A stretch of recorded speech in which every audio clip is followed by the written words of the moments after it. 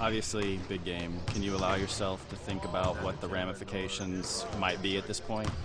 I think we talked about it yesterday, and the coaching staff came in and they were just like, we have 5 games left. Let's try to win all 5 of them and see what happens. And so, starting with tonight, 1 game at a time, we're not going to look too far ahead.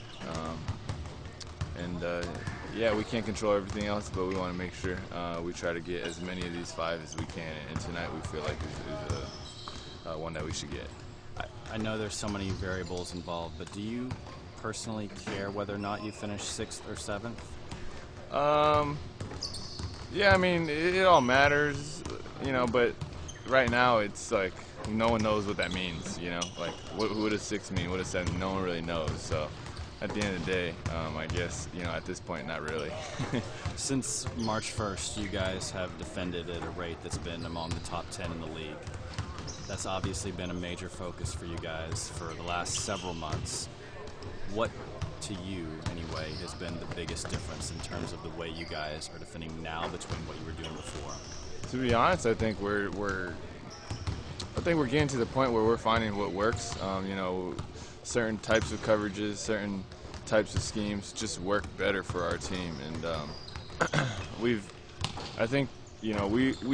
noticed earlier on what would work on offense, and I think later we started to develop what it means to be a good defensive team and what we need to do that. And I think that's just being more aggressive on pick and rolls, having our bigs get up on the pick and rolls, having our guards pressure the ball more. I just think that causes more problems and allows us to get out and run more.